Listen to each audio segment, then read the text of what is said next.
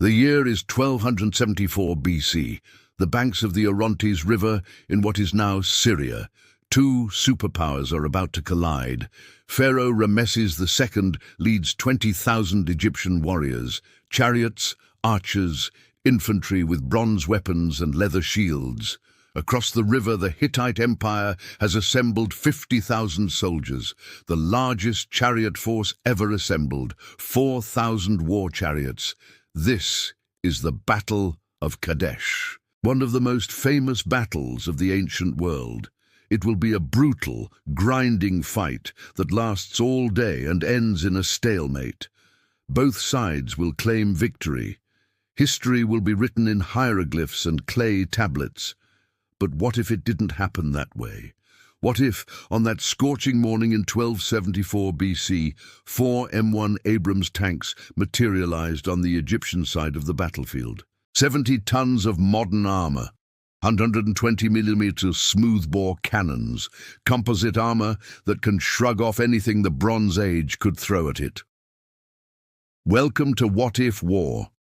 Today we're sending the most powerful land weapon in the modern arsenal back 33 centuries. And ancient warfare will never be the same. Let's set the scene. It's dawn. The Egyptian army is preparing for battle. Ramses II, the most powerful pharaoh in Egyptian history, stands in his golden chariot. He's 25 years old, arrogant, confident. He believes the gods favor him. His army is the pride of Egypt.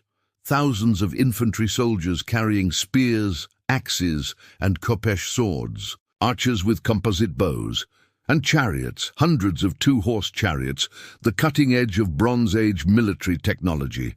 Each chariot carries a driver and an archer. They're fast, mobile, and deadly. The Egyptian military doctrine is built around them. Hit and run, flank the enemy, rain arrows from a distance.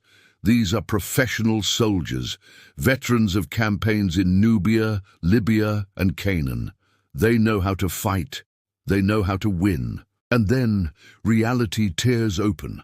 A flash of impossible light, a sound like thunder splitting the sky. 4 shapes materialize on the sand, massive, metal, moving. The Egyptians have never seen anything like them. The M1 Abrams tanks idle, their turbine engines humming with a sound that seems alien, otherworldly. Each tank is 70 tons, 26 feet long, 12 feet wide, 8 feet tall, covered in composite armor that can withstand direct hits from modern anti-tank missiles, armed with a 120mm smoothbore cannon that can fire armor-piercing rounds at over a mile per second, coaxial machine guns, 50 caliber heavy machine guns on the turret, thermal imaging, laser rangefinders, ballistic computers. These are not just vehicles. They are mobile fortresses designed to dominate any battlefield on Earth. And now they're in 1274 BC. Inside the lead tank, the crew is panicking. The commander, a captain, stares at his displays. The GPS is dead. The radio is static. Outside the vision blocks, he sees sand, tents, and thousands of men in what looks like costumes, ancient armor. He keys the intercom. "Driver, status report," the driver responds, voice shaking. "Sir, I don't know where we are, but this isn't Fort Hood." The gunner chimes in. "Commander, I've got thousands of contacts, infantry, cavalry, no modern signatures. What the hell is going on?" The commander takes a breath. He's been trained for the impossible. Chemical attacks, nuclear scenarios, urban warfare, but not this. He makes a decision. Button up, defensive posture, load sabot. We assess, and we hold position.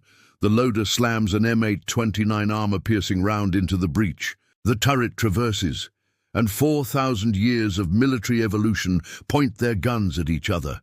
The Egyptians see the metal beasts and react with a mixture of awe and terror. Some soldiers drop to their knees, believing these are divine chariots sent by the gods. Others reach for their weapons, preparing to fight. Ramses himself is stunned. He's never seen metal shaped like this, never heard a sound like those engines. His generals surround him, arguing. Are they demons? Gifts from the gods? Weapons of the Hittites, Ramesses makes a decision that will define his reign. If they are chariots of the gods, they will fight for Egypt. He orders an emissary forward, a priest, carrying symbols of peace and offerings.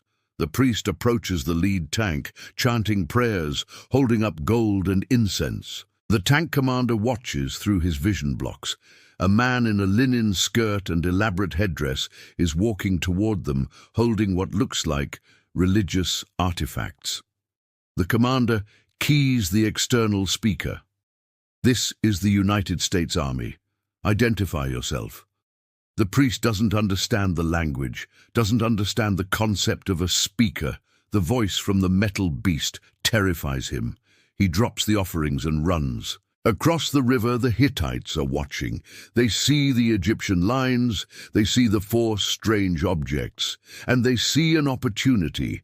If the Egyptians are confused, distracted, now is the time to strike. The Hittite king, Muwatalli II, orders the attack. 4,000 chariots, 50,000 men, the largest chariot charge in human history. They thunder across the plain, wheels kicking up dust, archers drawing their bows. The ground shakes. It's the most terrifying sight the Bronze Age could produce. A wall of horses, wood and bronze bearing down at 30 miles per hour.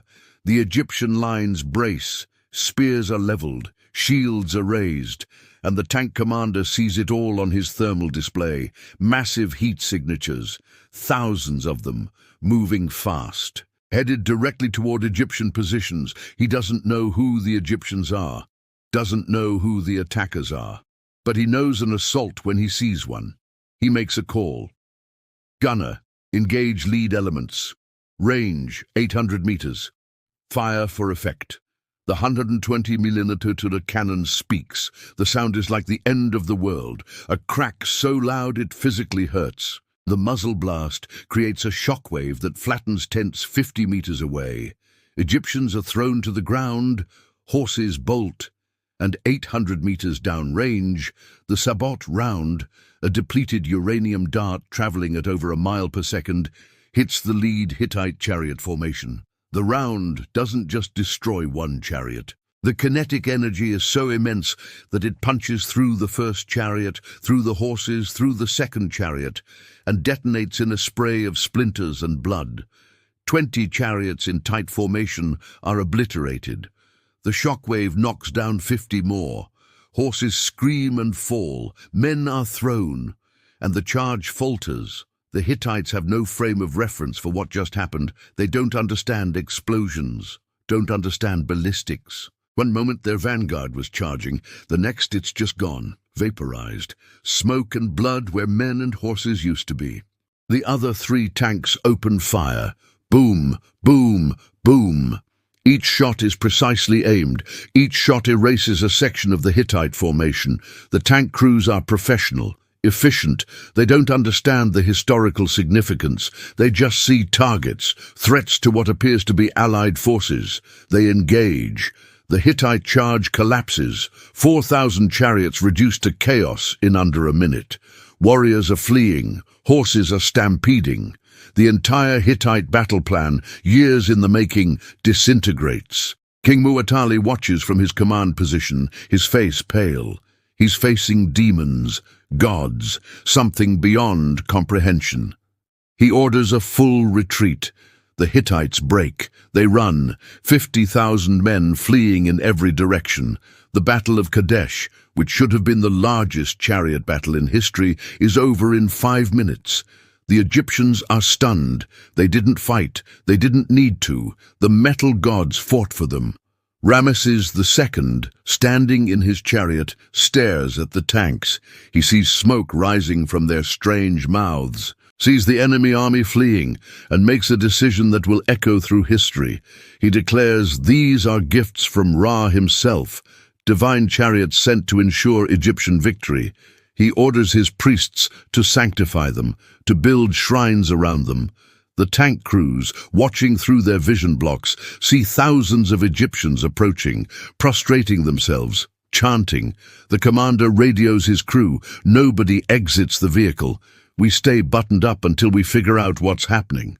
But staying buttoned up forever isn't an option. They have 3 days of rations. Water for maybe 5 days in this heat, fuel for perhaps 200 miles of travel, and no resupply, ever. Now let's talk about what this means strategically. In real history, the Battle of Kadesh was a stalemate. Both sides claimed victory. The Egyptians and Hittites eventually signed a peace treaty, the first recorded peace treaty in history. But in our timeline, the Hittites are shattered. Their military is broken. Their morale is destroyed. Egypt becomes the undisputed superpower of the ancient Near East. Ramesses doesn't just claim victory, he achieves it absolutely. The Hittite Empire, which should have lasted another century, begins to collapse immediately. Without the Hittite threat, Egypt expands, north into Syria, east into Mesopotamia. They encounter Assyria, Babylon, and smaller kingdoms, and they have 4 tanks, 4 mobile gods that can destroy any army. For a while, Egypt is unstoppable. But here's the problem. Tanks need fuel. The M1 Abrams runs on JP-8 jet fuel. It gets maybe 2 gallons per mile. The crew has maybe 200 miles of range before the tanks become 70-ton statues. They could run them on other fuels, diesel, maybe even refined vegetable oil in an emergency. But where do they get it? Ancient Egypt doesn't have refineries, doesn't have petroleum extraction. The tank crews could try to teach the Egyptians, but the technological gap is insurmountable. You can't jump from Bronze Age metallurgy to internal combustion engines. So the tanks run.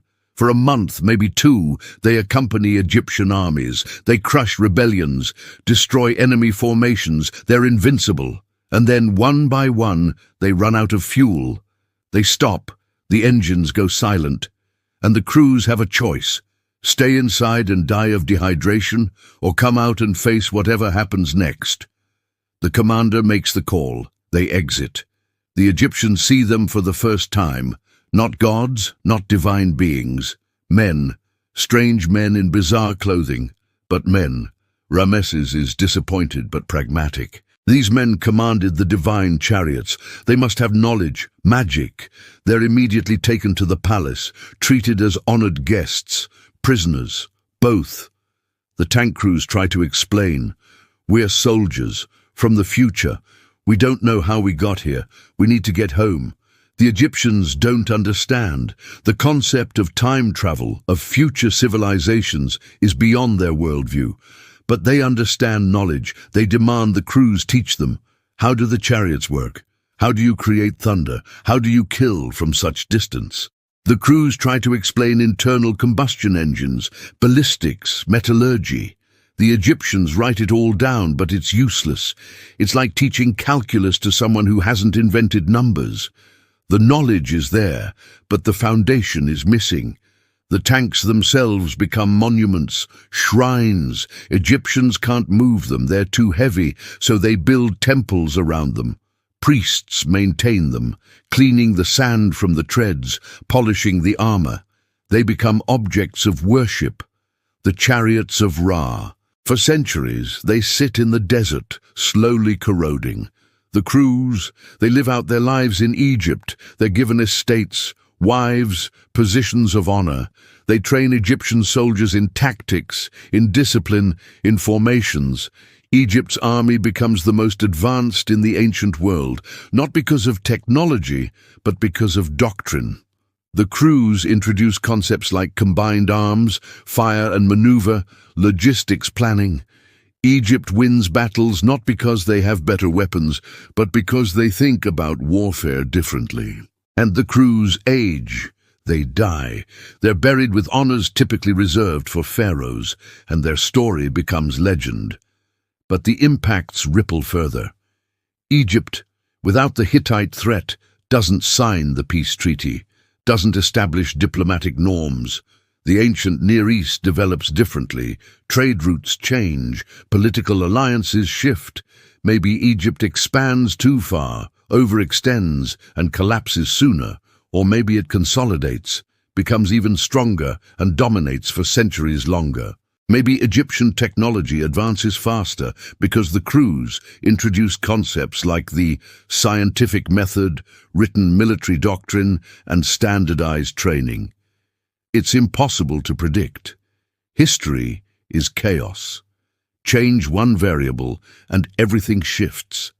And somewhere in a future military base, 4 M1 Abrams tanks are listed as missing, vanished during a training exercise. The crews are declared MIA. Search and rescue finds nothing. The army investigates. Malfunction, sabotage, desertion, no evidence for any of it. The tanks just disappeared. Eventually the case goes cold, filed away, forgotten. But there are rumors, whispers in classified briefings, about equipment that phases out of reality, about temporal anomalies near certain coordinates. The military doesn't understand it, can't explain it, so they bury it, classify it above top secret, and move on. Because what else can they do? So let's ask the questions. Could 4 modern tanks really conquer ancient Egypt in battle? Absolutely. As long as they have fuel and ammunition, they're invincible. No Bronze Age weapon can harm them. But conquer and hold territory? No. Tanks don't hold ground. Infantry holds ground. The tanks could win every battle, but without support, without resupply, they'd eventually stop. And then what? They're impressive monuments, but they're not functional weapons. Would the Egyptians learn from them? Some things, yes, tactics, discipline, organizational concepts. But the technology itself? That's beyond them. You can't reverse engineer a tank when you don't have steel, don't understand chemistry, don't have the industrial base to manufacture precision parts. The tanks would remain mysteries, divine artifacts that once worked but now sit silent. And what about the ethics? The tank crews killed thousands of Hittites who had no chance of fighting back. Is that murder, or is it war? The crews were defending what they perceived as allies against an armed assault. They followed rules of engagement as best they could in an impossible situation. But thousands died without understanding what killed them, without having any ability to surrender or retreat before the killing started. From a modern perspective, was it justified? From a Bronze Age perspective, it was divine intervention. Neither side has the framework to judge fairly. So what do you think? Could modern tanks really change the ancient world? Would Egypt have become an unstoppable empire? And what would you do if you were trapped in 1274 BC with the most powerful weapon of your era, but no way to sustain it? Let us know in the comments. And if you're fascinated by these impossible scenarios where technology rewrites history, hit that subscribe button. Because next week we're asking, what if an Apache helicopter appeared during the Battle of Thermopylae? 300 Spartans, 1 modern gunship. The Persians are about to have a very bad day.